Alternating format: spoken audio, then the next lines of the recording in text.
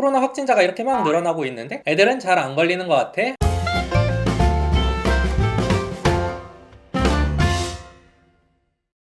배꼽손! 안녕하세요, 말랑닥터 김영진입니다. 좋아요 꾹, 구독 꾹 눌러주시면 더 좋은 영상으로 보답할게요. 코로나 관련된 영상은 백신을 끝으로 이제 더 올릴 일 없겠지 했는데 갑자기 대유행이 또 찾아왔어요.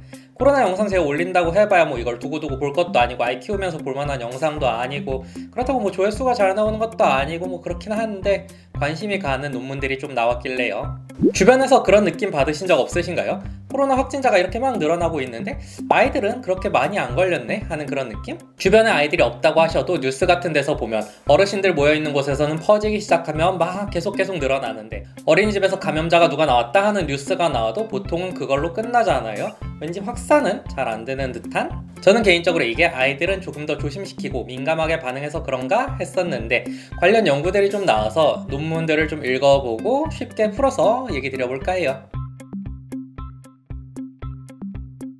올해 2월 자마라는 좀 유명한 미국 저널에 중국에서 발생한 확진자들에 대한 연구가 실린 적이 있었어요. 중국에서 코로나 걸린 사람들을 쭉 나열해서 이런저런 특성들을 분석한 건데요. 총 72,314명의 확진자를 분석했는데 보니까 전체 87%의 사람들이 30에서 79세 사이였고 10에서 19세 사이 청소년들은 1%, 10세 미만도 단지 1%였어요. 수치가 완전 비슷하게 나오진 않는다고 하더라도 그래도 어느 정도는 애들에서도 비슷하게 나오지 않을까 싶은데 너무 차이가 많이 나는 거죠. 또 최근 네이처 커뮤니케이션지에 실린 이런 연구도 있었어요. 호주에 사는 한 가족에 대한 연구였는데 엄마랑 아빠가 코로나에 걸린 거예요. 그럼 당연히 아이들도 걸렸을 거라고 걱정이 되잖아요. 초밀접 접촉자인데. 근데 애들은 첫째는 약간의 감기 증상과 설사가 좀 있었고 둘째는 약간의 기침만, 셋째는 증상이 아무것도 없었어요. 그래도 검사를 해봤는데 셋 다 반응이 없어요. 음성 반응. 자가격리나 거리두기 이런 거 아예 안 했는데 말이에요. 잠복기여서 그런 거 아니야? 그럴 수도 있어서 증상이 나타나고 2주 동안 무려 9번이나 검사를 했는데 전부 다 음성이었어요.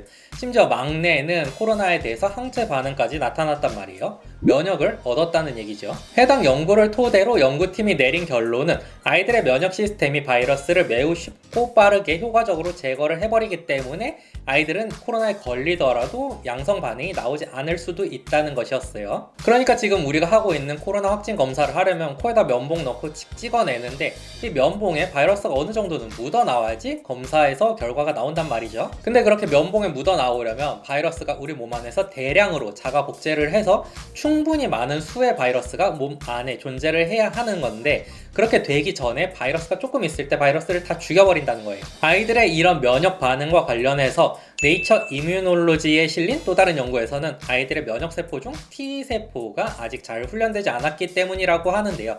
T세포는 기억 면역이라는 걸 하는 세포인데 쉽게 말해서 한 번 봤던 놈은 절대 까먹지 않아요. 한 번 봤던 녀석이랑 완전히 똑같은 바이러스가 우리 몸에 들어오면 발빠르게 대처를 할 수 있는 그런 시스템인데 아이들은 아직 태어난 지 얼마 안 돼서 겪어본 바이러스가 얼마 없으니까 그냥 좀 낯설고 이상한 게 보이면 이 T세포가 적당히 그냥 다 조지고 다니는 거예요. 일단 죽여보고 이렇게 하니까 죽네? 얘는 나쁜 아이네? 이런 식으로 하나씩 배워나간다는 느낌인 거죠. 어른들의 경험 많은 T세포는 몸에 뭐가 들어왔을 때 얘 나쁜 아이네 라는 판단이 들면 그때부터 반응을 하는 건데 애들 거는 그냥 적당히 보이면 다 그런 얘기예요.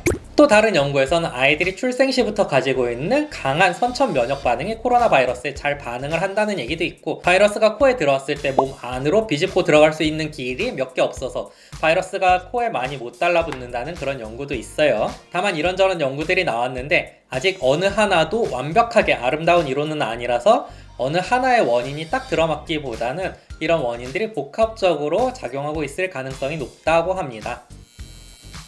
그러니까 정리해보면 이래요.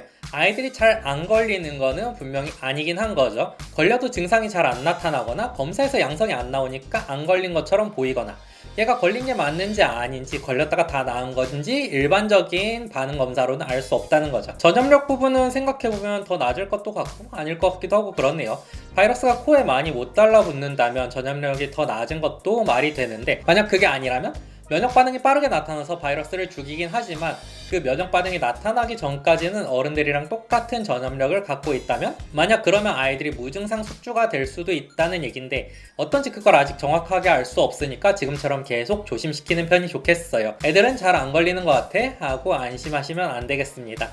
오늘 제가 준비한 영상은 여기까지. 도움이 되셨길 바라며 다음에 다시 만나요. 감사합니다.